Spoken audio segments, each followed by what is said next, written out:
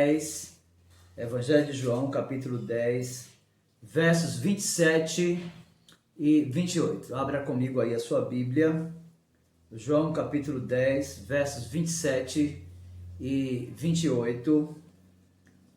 A palavra de Deus nos diz assim: As minhas ovelhas ouvem a minha voz e eu as conheço, e elas me seguem.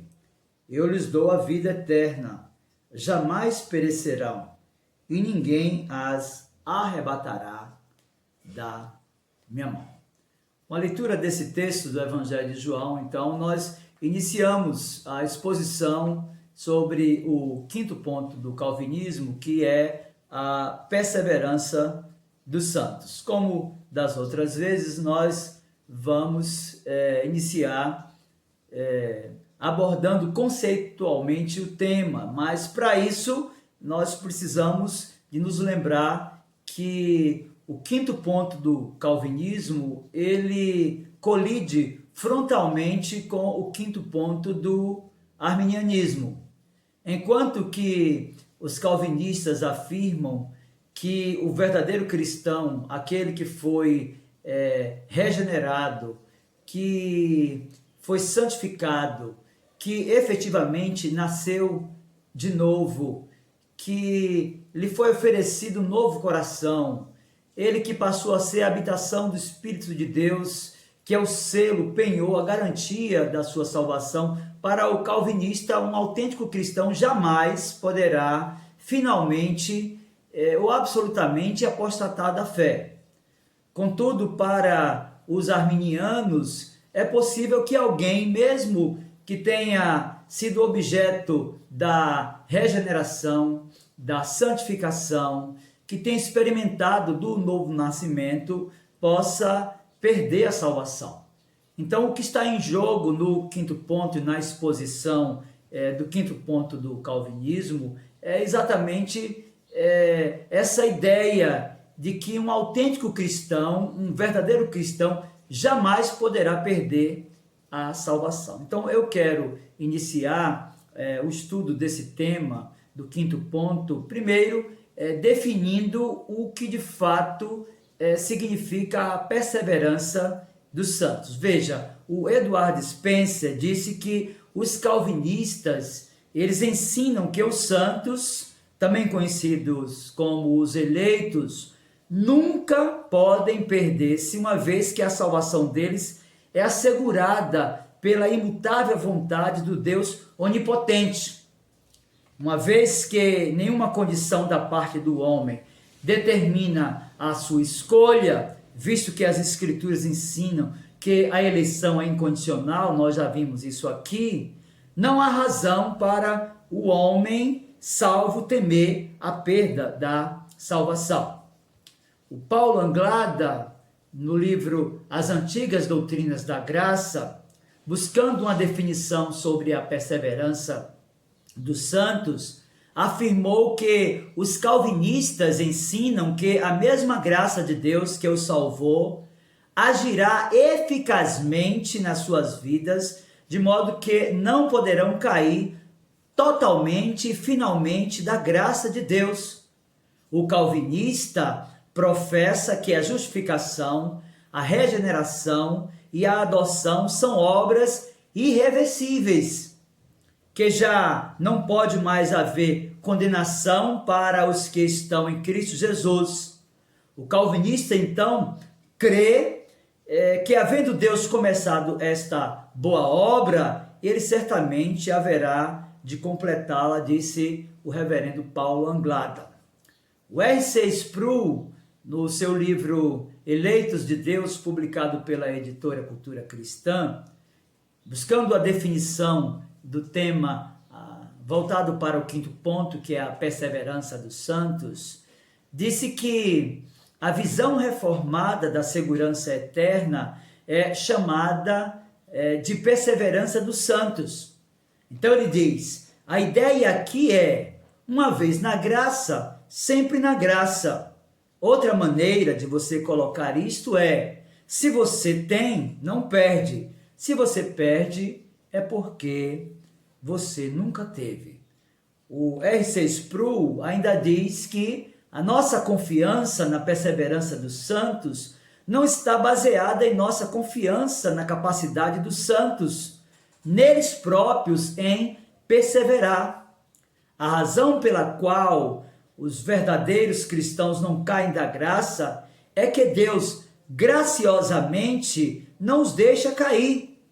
A perseverança é o que fazemos, a preservação é o que Deus faz. Nós perseveramos porque Deus preserva, disse R.C. Sproul no seu livro Eleitos de Deus.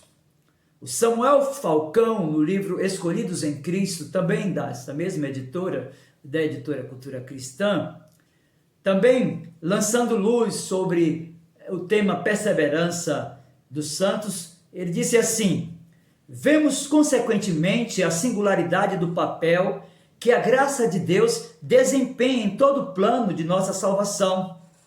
Esta mesma graça que trouxe salvação às nossas almas capacita-nos a servir a Deus e dar-nos força para suportar todos os sofrimentos a que estamos sujeitos neste mundo e a perseverar até o fim.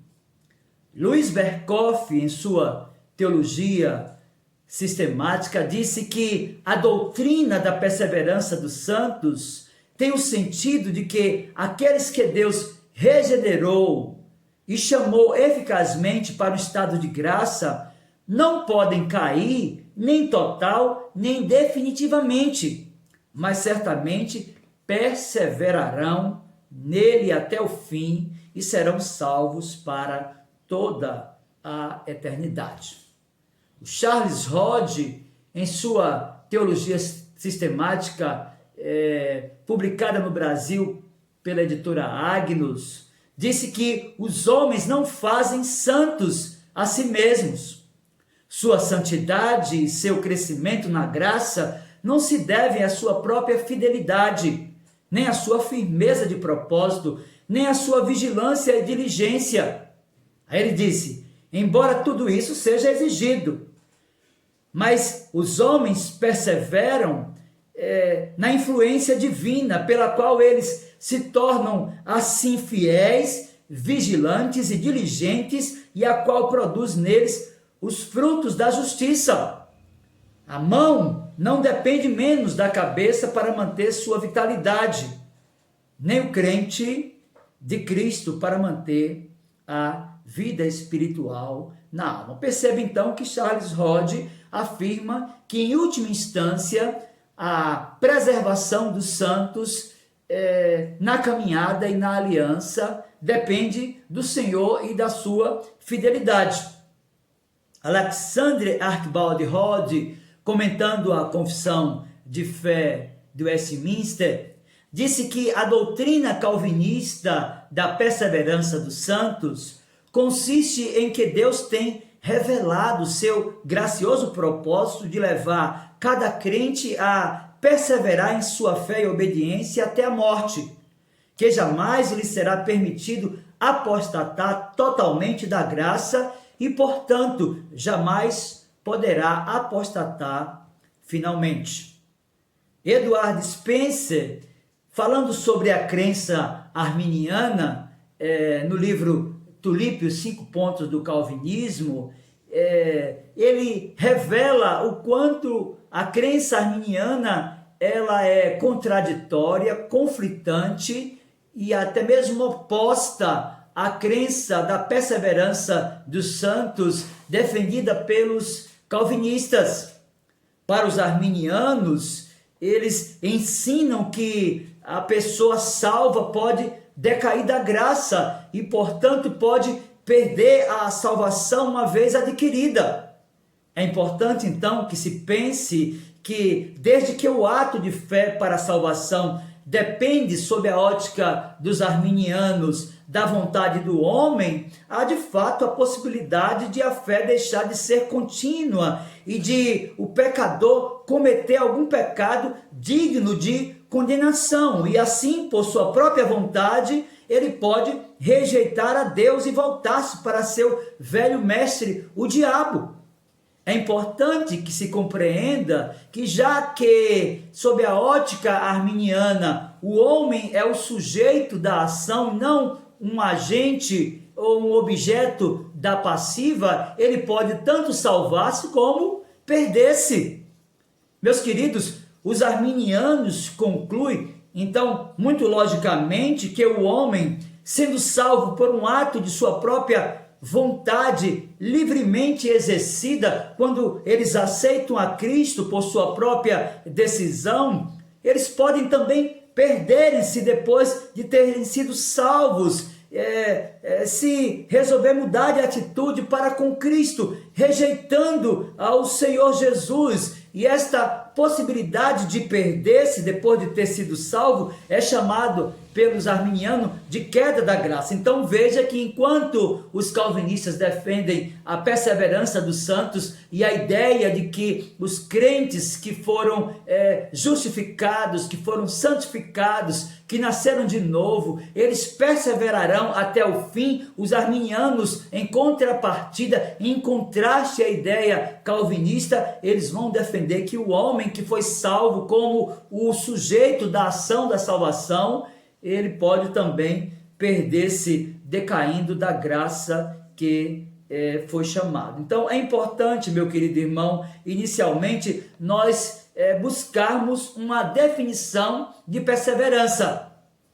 Então nós poderíamos dizer que, do ponto de vista da perseverança dos santos, o que nós pensamos sobre a ótica calvinista é que Deus tem um povo escolhido e justificado que ele preserva de apostatar finalmente da fé, para que não perca a salvação. E ele faz isso por sua graça, pela ação benfazeja, poderosa e maravilhosa do Espírito Santo, a terceira pessoa da Trindade Santíssima, da palavra, da disciplina, de ameaças, de exortações, de admoestações, e também depositando amor e temor no coração dos eleitos. Obviamente, meus queridos irmãos, ao compreendermos o conceito da perseverança dos santos, nós nos sentimos tranquilos e seguros. Contudo, o que nós compreendemos acerca da perseverança dos santos, o quinto ponto do calvinismo, é que a soberania de Deus, ela não anula a responsabilidade humana. Portanto, em cada amanhecer há um novo desafio. Portanto, em cada amanhecer há um novo teste. Portanto, em cada amanhecer há uma nova oportunidade. Nós poderíamos também dizer para você que crê no quinto ponto do calvinismo, na perseverança dos santos, que entra aí então a nossa responsabilidade nessa aliança na qual fomos chamados eficazmente a um pacto com o Senhor Deus por meio do seu Filho Jesus Cristo. E foi ele que disse, está registrado lá no Evangelho de João, capítulo 15, versículo 4, permanecei em mim. Eu vos escolhi e vos constituí para que vades e produzais fruto, e o vosso fruto permaneça. Então, esta é uma admoestação do Senhor Jesus aos seus discípulos. Ele está mostrando para os seus discípulos, consequentemente para mim e para você, que nós temos uma responsabilidade nesse pacto. E é importante nós percebermos isso também à luz da nossa própria confessionalidade. Eu quero ler aqui a Confissão de Fé de Westminster, capítulo 17, a primeira, a segunda e a terceira seção. Veja comigo a Confissão de Fé de Westminster, capítulo 17, seções de 1 a 3. Diz assim: os que Deus aceitou em seu bem-amado, os que ele chamou eficazmente e santificou pelo seu Espírito, não podem decair do estado da graça, nem total, nem finalmente, mas com toda a certeza hão de perseverar nesse estado até o fim e serão eternamente salvos. Mesma confissão no capítulo 17, agora seção 2, diz assim: esta perseverança dos santos não depende do livre-arbítrio deles, mas da imutabilidade do decreto da eleição, procedente do livre e imutável amor de Deus Pai, da eficácia do mérito e intercessão de Jesus Cristo e da permanência do Espírito Santo e da semente de Deus neles e da natureza do pacto da graça. Todas essas coisas vêm à sua certeza e infalibilidade.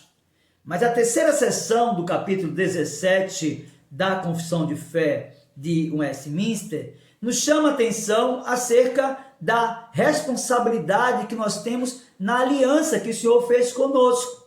Veja então o quanto é importante criarmos uma harmonia entre a soberania de Deus e a responsabilidade humana na perseverança dos santos, como proposta no 5º ponto do calvinismo.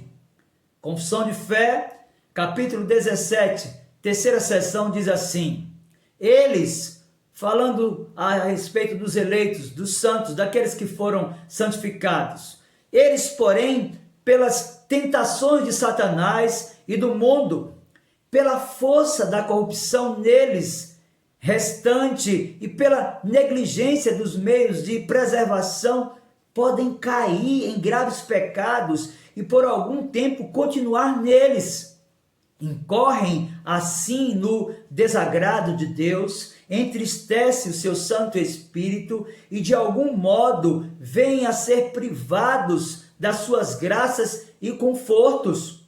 Têm os seus corações endurecidos e as suas consciências feridas, prejudicam e escandalizam os outros e atraem sobre si juízos temporais. Meus queridos, estas sessões da Confissão de Fé nos trazem algumas lições preciosas e nós queremos expô-las a partir do comentário de Alexander Archibald Rodd. A primeira lição que nós podemos retirar da Confissão de Fé de Westminster, capítulo 17, sessões do 1 até o 3, é que o verdadeiro crente, uma vez regenerado e justificado por Deus, não pode jamais, um dia totalmente, nem finalmente, apostatar da graça, mas infalivelmente perseverará nela até o fim. Meus queridos, isto é verdade à luz da Escritura. E se você pegar a sua Bíblia e abrir na carta que Paulo escreveu aos Filipenses, capítulo 1, versos 6 e 7, você vai perceber o quanto isso é verdadeiro. Veja, Filipenses, capítulo 1, versos 6 e verso 7, a Escritura nos diz assim: estou plenamente certo de que aquele que começou boa obra em vós há de completá-la até o dia de Cristo Jesus. Aliás, é justo que eu assim pense de todos vós, porque vos trago no coração, seja nas minhas algemas, seja na defesa e confirmação do Evangelho, pois todos sois participantes da graça comigo. Então veja que as 3 primeiras sessões do capítulo 17 da Confissão de Fé de Westminster nos traz algumas lições preciosas. E a primeira delas é que o verdadeiro crente, uma vez regenerado e justificado por Deus, não pode jamais um dia totalmente, nem finalmente apostatar da graça que lhe foi oferecida.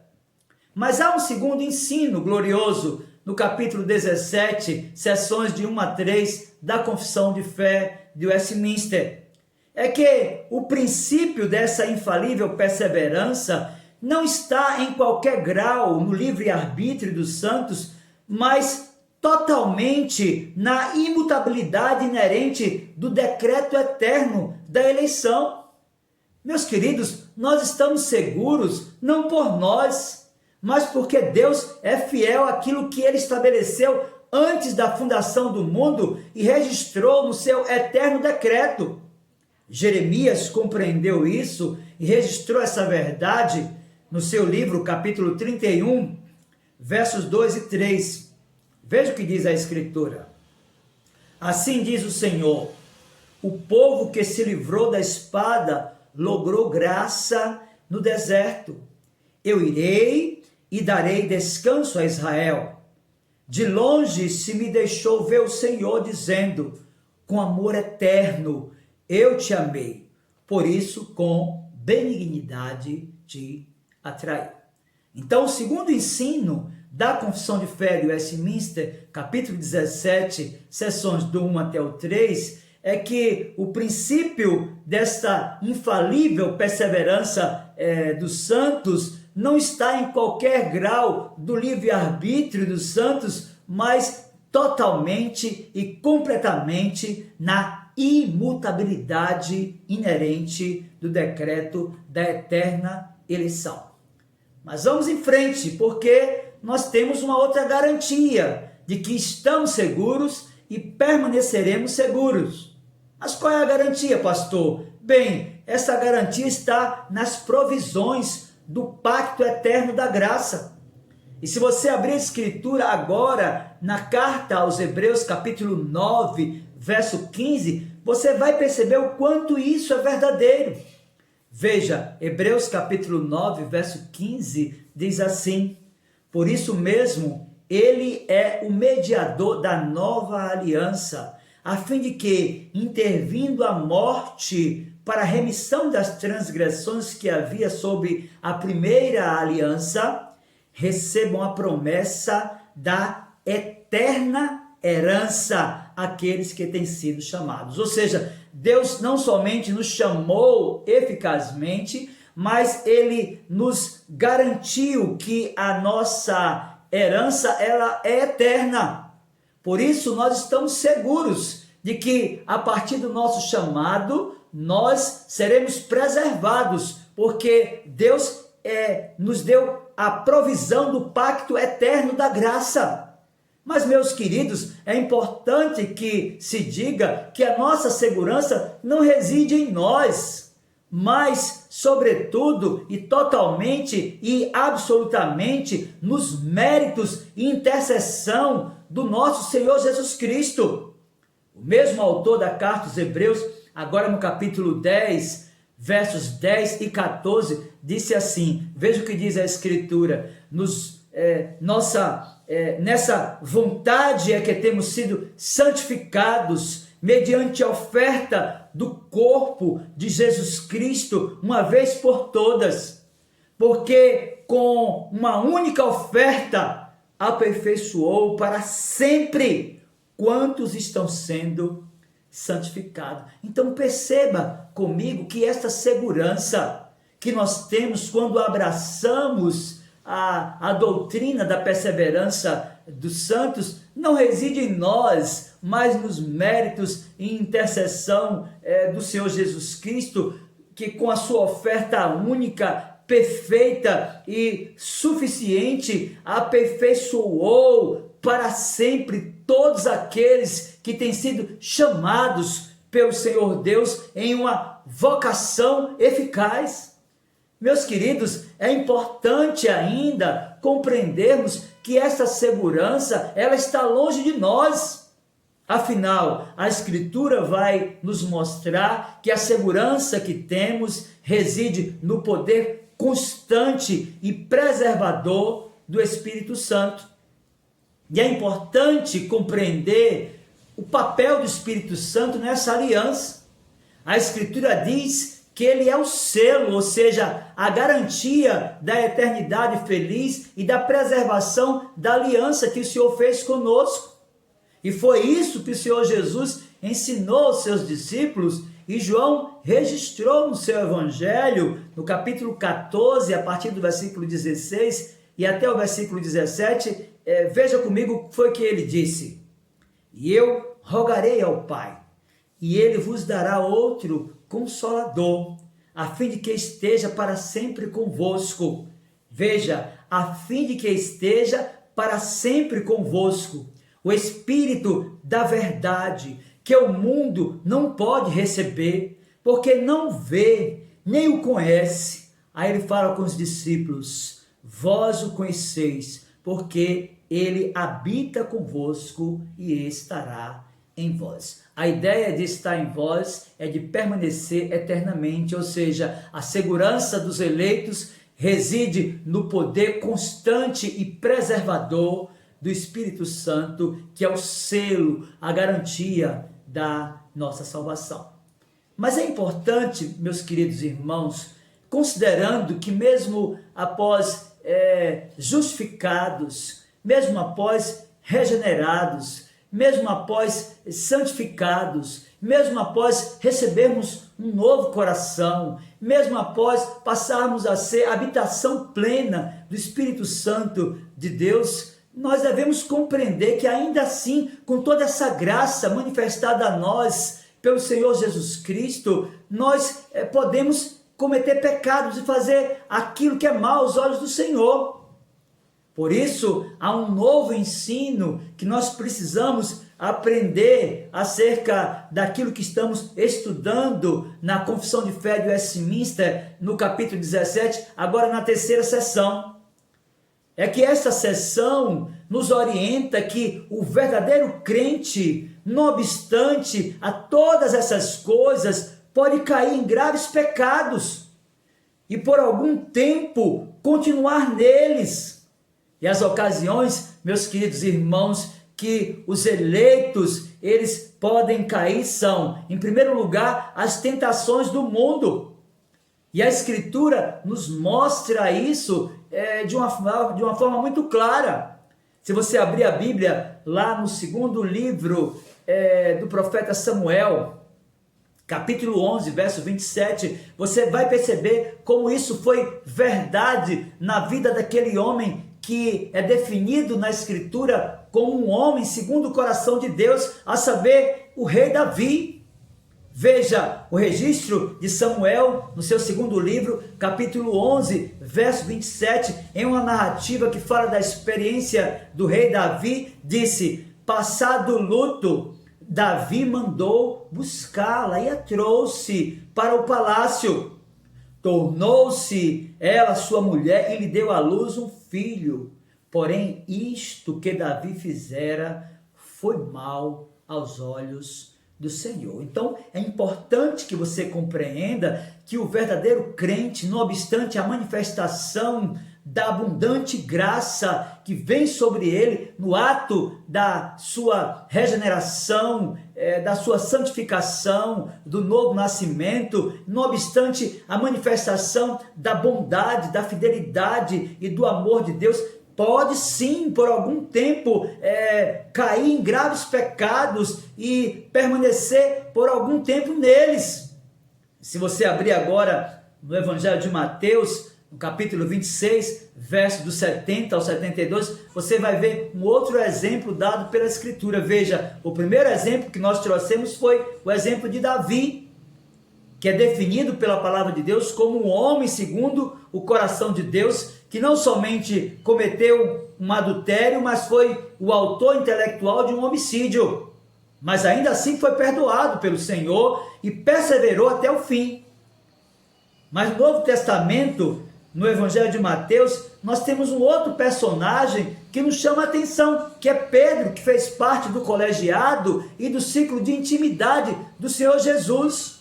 Mateus capítulo 26, a partir do 70 e até o 72, a Bíblia diz assim: ele, porém, o negou diante de todos, dizendo: não sei o que dizes. E saindo para o alpendre, foi ele visto por outra criada, a qual disse aos que ali estavam: este também estava com Jesus o Nazareno. E ele negou outra vez com juramento: não conheço tal homem. Você percebe comigo, meu querido irmão, que o verdadeiro crente, aquele que Deus chamou em um relacionamento de aliança, não obstante a consciência da manifestação da abundante graça que veio sobre ele, pode sim cair em graves pecados e por algum tempo continuar neles. O que nós temos na experiência tanto de Davi quanto de Pedro é que, não obstante a essa trágica experiência de pecado, eles permaneceram firmes e perseveraram até o fim. Então, é importante compreender que, de fato, as tentações do mundo podem, sim, afastar o crente da presença de Deus. Mas há um outro aspecto que nós devemos compreender. Há uma outra fonte de influência que muitas vezes retira o crente dessa vida plena de santidade, que são as seduções de Satanás. E se você abrir a Escritura lá na narrativa da criação, em Gênesis capítulo 3, verso 1, você vai perceber como de fato isso é verdadeiro. Veja, Gênesis capítulo 3, verso 1 diz: mas a serpente, mais sagaz que todos os animais selváticos que o Senhor Deus tinha feito, disse à mulher. É assim que Deus disse: não comereis de toda a árvore do jardim? Meus queridos, o final dessa história nós já conhecemos. A mulher não somente tomou do fruto, mas deu ao homem, e o homem também comendo do fruto, eles pecaram e toda a raça humana caiu com eles. É importante então compreendermos que Satanás é eventualmente e muitas vezes o agente do pecado na vida de muitos crentes, e ele tem os seus ardis e faz com que muitos crentes se afastem do Senhor. Por isso, tenha cuidado, abra os seus olhos contra os ardis, contra as ciladas astutas de Satanás. Mas muito bem, nós devemos compreender que o verdadeiro crente, não obstante a graça manifestada na pessoa de Jesus Cristo, pode sim cair em graves pecados e por algum tempo permanecer neles. Isso pelas tentações do mundo, também pelas seduções de Satanás, mas em terceiro lugar, pelas corrupções restantes de sua própria natureza. Meus queridos, é importante compreender que, não obstante a regeneração, a justificação, o novo nascimento, a santificação, a natureza humana decaída, o velho homem permanece habitando na vida do crente. É importante que se diga isso porque há um ensino contrário à Escritura que diz que quando a pessoa desce nas águas do batismo, ela sobe uma nova criatura e a sua natureza velha, ela morre ali. Meus queridos, isso é um engodo de Satanás, isso é uma mentira. E a Escritura está cheia de referências que nos fazem compreender que mesmo transformados, mesmo regenerados, mesmo justificados, mesmo santificados, nós continuamos convivendo com aquela natureza ruim, pecaminosa, que tantas vezes tenta nos conduzir ao Egito e nos faz muitas vezes desejar as cebolas do Egito. E a Escritura é clara também na experiência do apóstolo Paulo e no registro do capítulo 7 da carta aos Romanos, a partir do versículo 15 e até o verso 17. Veja o que foi que o apóstolo nos disse e nos ensina acerca da permanência das corrupções restantes da nossa natureza pecaminosa. Romanos 7, a partir do 15 até o 17, diz assim: porque nem mesmo compreendo o meu próprio modo de agir, pois não faço o que prefiro, e sim o que detesto. Ora, se faço o que não quero, consinto com a lei, que é boa. Neste caso, quem faz isto já não sou eu, mas o pecado que habita em mim. Paulo está falando sobre a velha natureza, a natureza adâmica, também definida como o velho homem. Mas por fim, meus queridos irmãos, há de fato ainda algo que pode afastar o crente dessa vida plena de comunhão e de santidade, que é a negligência dos meios de graça. Meus queridos, quando fomos chamados das trevas para a luz, quando o Senhor Jesus, Ele nos trouxe ao redil das ovelhas, Ele nos deixou meios de graça para o aperfeiçoamento do nosso caráter cristão. Portanto, para que a santificação seja plena, para que esse processo de aperfeiçoamento do caráter cristão seja abençoado, é necessário atentar para a necessidade da leitura da Escritura, é necessário atentar para a necessidade de uma vida de oração, é necessário atentar para a observância aos sacramentos que o Senhor nos deixou, o batismo e também a ceia do Senhor. É necessário atentar para a importância da comunhão dos santos. É necessário compreender que muitas vezes precisamos da disciplina que vem através dos concílios, porque é um meio de reparação e de aperfeiçoamento do caráter cristão, a fim de que o pecador se arrependa. Então, a negligência dos meios de graça é de fato outro meio pelo qual a confissão de fé, lá no capítulo 17, na seção 3ª, vai nos dizer que algumas pessoas terminam caindo e permanecem durante muito tempo naqueles pecados. Mas vamos em frente, porque nós temos a proposta agora de estudar os grandes credos e confissões que trataram acerca da perseverança dos santos, o 5º ponto do calvinismo. E se você mergulhar um pouco na nossa confessionalidade presbiteriana, o Catecismo Maior de Westminster, na resposta à pergunta 79, você vai perceber que de fato eles trataram como impossível o fato de alguém que experimentou de Cristo, que foi santificado, justificado, decair desse estado. Então, a pergunta 79 do Catecismo Maior de Westminster é a seguinte: é possível aos crentes verdadeiros cair do estado de graça em razão das suas imperfeições e das muitas tentações e pecados que os surpreendem? Veja, os crentes verdadeiros, em razão do amor imutável de Deus e do seu decreto e pacto de lhes dar a perseverança, da união inseparável entre eles e Cristo, da contínua intercessão de Cristo por eles e do Espírito e semente de Deus permanecendo neles, nunca poderão totalmente e finalmente cair do estado de graça, mas são conservados pelo poder de Deus mediante a fé para a salvação. Meus queridos irmãos, de fato, o 5º ponto do calvinismo, a perseverança dos santos, nos traz essa segurança de que não é por nós, por nossos méritos, por nossa capacidade, mas pelo nosso Senhor Jesus Cristo, pelas provisões do pacto da graça, pelas provisões do decreto da eleição, pela imutabilidade do próprio Deus, que é fiel e que não pode mentir. Meus queridos, de fato, a vasta literatura nos credos e confissões reformadas que confirmam que nós estamos seguros.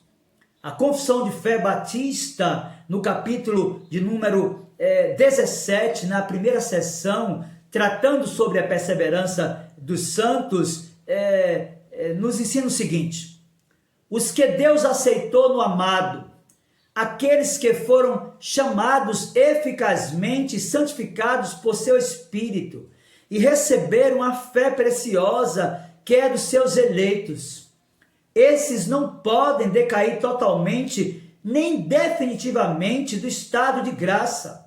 Antes hão de perseverar até o fim e ser eternamente salvos, tendo em vista que os dons e a vocação de Deus são irrevogáveis e Ele continuamente gera e nutre neles a fé, o arrependimento, o amor, a alegria, a esperança e todas as graças que conduzem à imortalidade.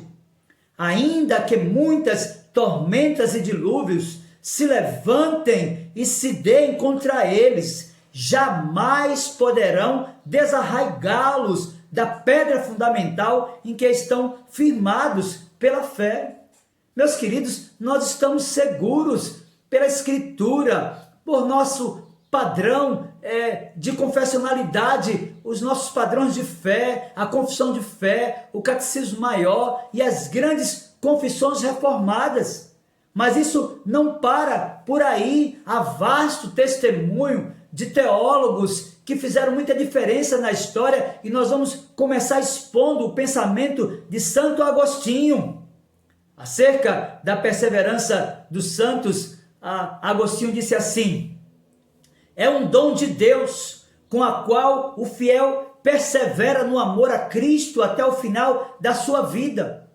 Essa perseverança inclui as lutas presentes contra o pecado e não pode ser assim considerada aquela perseverança de certo tempo da vida, pois sendo um dom de Deus, é a perseverança de Mateus capítulo 10, verso 22, e ele cita o texto dizendo: aquele que perseverar até o fim será salvo. Veja que na mente de Agostinho, a soberania de Deus não anula a responsabilidade humana. É importante, então, percebermos que ele continua discorrendo sobre isso e agora nos diz: visto que a perseverança dos santos é a fidelidade na fé em Cristo até o final da sua vida, o que ele garante a salvação é que essa perseverança é um dom de Deus, dado definitivamente até o final da vida do verdadeiro cristão. Então, a perseverança final é uma graça maior que todas as outras graças juntas. Meus queridos, de fato, os grandes teólogos que tinham uma visão bíblica e teológica fundamentada na Escritura, perceberam que a perseverança dos santos, ela é autêntica e verdadeira. E João Calvino, falando sobre isso, ele procurou tirar o foco do homem e pôr os olhos do cristão, do eleito, daquele que foi santificado no trono da graça de Deus, quando disse: quando o cristão olha para si mesmo, ele não vê motivo para ansiedade, na verdade. Ele diz: na verdade, não há nenhum desespero. Mas visto que ele foi chamado à comunhão com Cristo, então não pode pensar de si mesmo no tocante à segurança da salvação de nenhuma outra forma senão como membro de Cristo, fazendo assim suas todas as bênçãos de Cristo. Dessa forma ele se assegurará da esperança, da perseverança final, como é chamada, como algo garantido, caso ele se considere um membro de Cristo, aquele que jamais pode falhar. Portanto, tire os seus olhos da terra, tire os seus olhos de si mesmo e ponha os seus olhos no trono da graça de Deus e compreenda que a sua perseverança não é sua, mas é Deus que está perseverando para que você seja preservado. É importante, então, meus queridos irmãos, percebermos que há outros teólogos que trataram do assunto. Por exemplo, Charles Hodge, na sua Teologia Sistemática, publicada pela editora Agnus aqui no Brasil, tratando da perseverança dos santos, disse: quando recordamos, por um lado, o quão grande é a nossa culpabilidade, e por outro lado, quão grande é o perigo que nos espreita externamente, e dentro de nós damos-nos conta de que somente a justiça de Cristo e o poder de Deus podem garantir que sejamos preservados sem culpa no dia do Senhor Jesus. Meus queridos irmãos, nós temos vasta literatura de grandes teólogos da história que comentaram e que falaram reiteradamente acerca da perseverança dos santos. E Alexander Archibald Hodge, comentando a Confissão de Fé de Westminster, publicada pela editora Os Puritanos, disse: a doutrina calvinista da perseverança dos santos consiste em que Deus tem revelado seu gracioso propósito de levar a cada crente a perseverar em sua fé e obediência até a morte.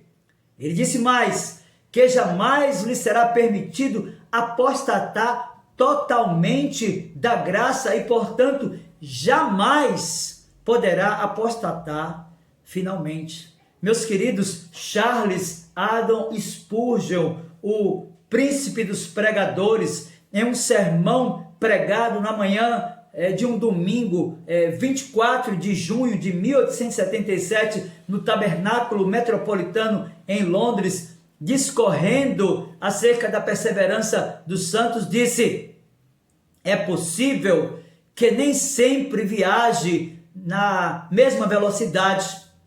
Não é dito que manterá seu passo, mas que ele prosseguirá o seu caminho. Sob toda classe de dificuldades, o rosto do homem a quem Deus tem justificado está firmemente orientado para Jerusalém, e ele não se desviará até que seus olhos tenham visto o Rei em sua beleza. Meus queridos, de fato, isso é verdade, e Spurgeon já havia afirmado que as ovelhas podem até cair na lama, mas somente os porcos vão rolar nela. É importante, então, meus queridos irmãos, compreendermos que nós estamos seguros não por nós, por nossas qualificações, por nossas titulações, por nossa afinidade com o sagrado, pelo valor da nossa ética, da nossa vida moral, nosso padrão de educação familiar, mas a nossa segurança está em Deus e repousa sobre o perfeito e suficiente e eterno e único sacrifício do Senhor Jesus Cristo. Luiz Berkhoff, na sua teologia sistemática, discorrendo sobre a perseverança dos santos, disse: pode-se definir a perseverança como a contínua operação do Espírito Santo no crente, pela qual a obra da graça divina iniciada no coração tem prosseguimento e se completa. Os crentes continuam de pé até o fim, porque Deus nunca abandona a sua obra. Meus irmãos, de fato, nós estamos seguros e certos de que haveremos de perseverar até o fim. Foi isso que ensinou Johannes Gerardus Vos, comentando o Catecismo Maior. Jesus prometeu que o Espírito Santo permaneceria para sempre. É por isso que o Espírito não pode sair do coração de um crente e, portanto, um crente verdadeiro não pode perder a sua salvação e voltar a ser um perdido. Meus queridos, de fato, nós estamos bem balizados, alicerçados, estruturados, não somente pela história e os padrões de fé das grandes confissões reformadas, dos grandes teólogos reformados, gente que fez diferença, que viveu para Cristo e para a sua glória, mas nós estamos bem fundamentados na Escritura, quando o tema é a perseverança dos santos. Veja comigo o que registrou Jeremias no seu livro, lá no capítulo 32, versos a partir do 38 até o 40. Ele disse: eles serão o meu povo, e eu serei o seu Deus. Dar-lhes-ei um só coração e um só caminho, para que me temam todos os dias, para seu bem e bem de seus filhos.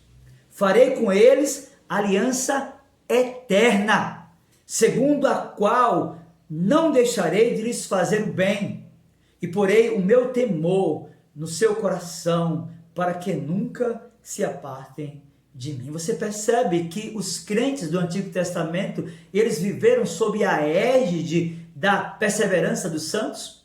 Você percebe que eles estavam seguros porque eles confiavam no Messias que viria e que eles abraçaram a promessa messiânica e que a mesma fonte e base de salvação deles é a nossa.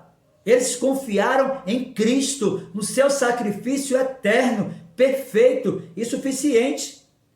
Meus irmãos, de fato a Escritura nos mostra isso. E nós estamos sim seguros.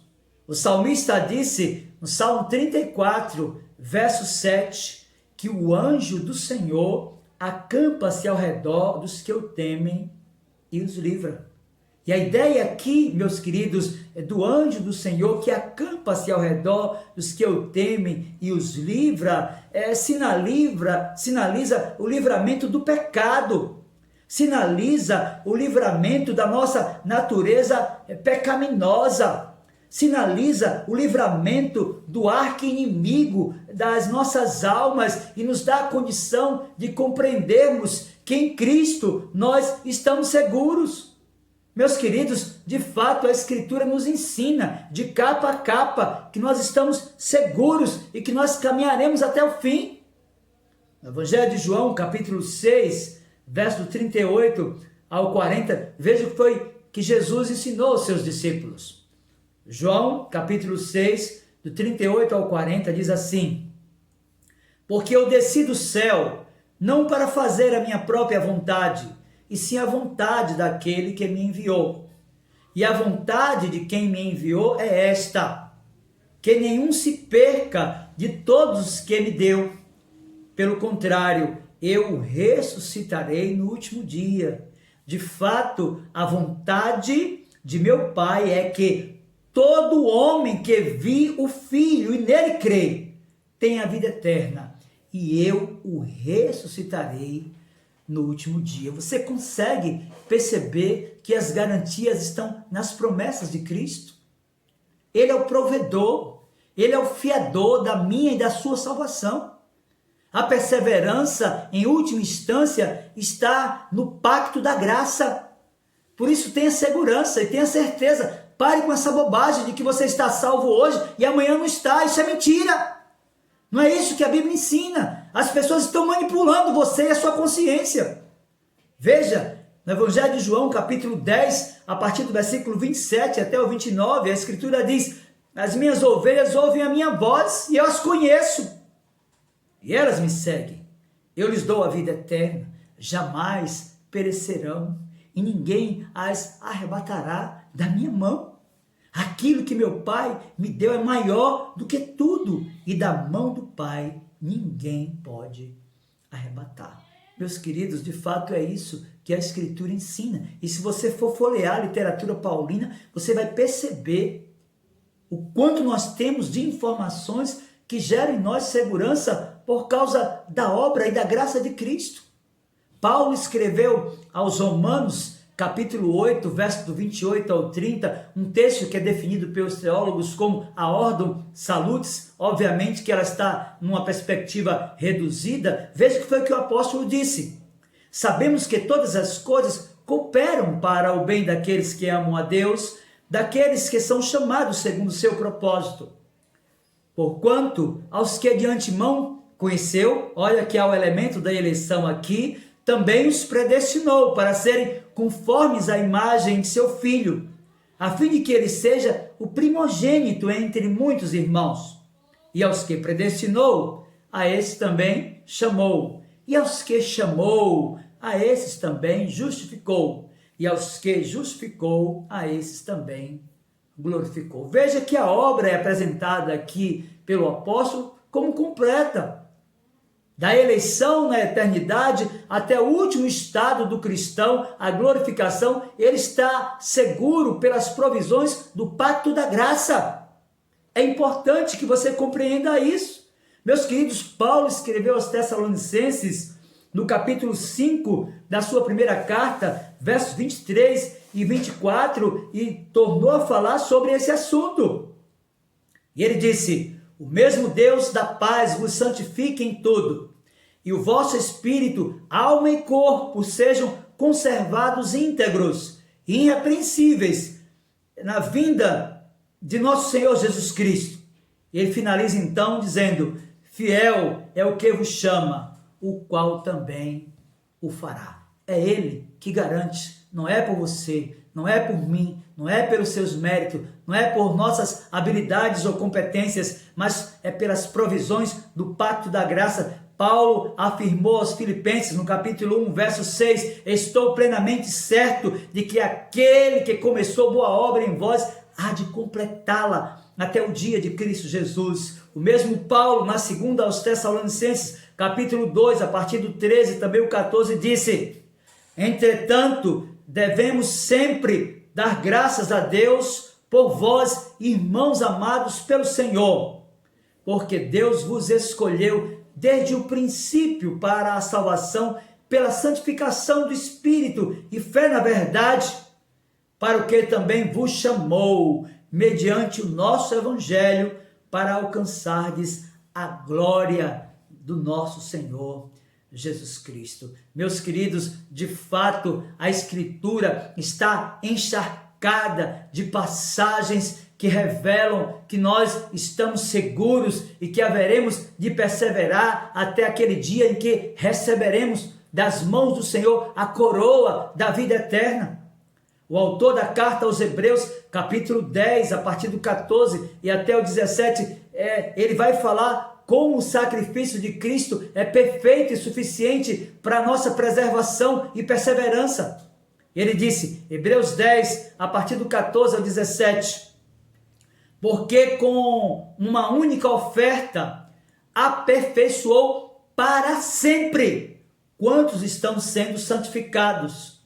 E disto nos dá testemunho também o Espírito Santo, porquanto, após ter dito, esta é a aliança que farei com eles, depois daqueles dias, diz o Senhor, porei no seu coração as minhas leis e sobre a sua mente as inscreverei. E acrescenta, também de nenhum modo me lembrarei dos seus pecados e das suas iniquidades para sempre.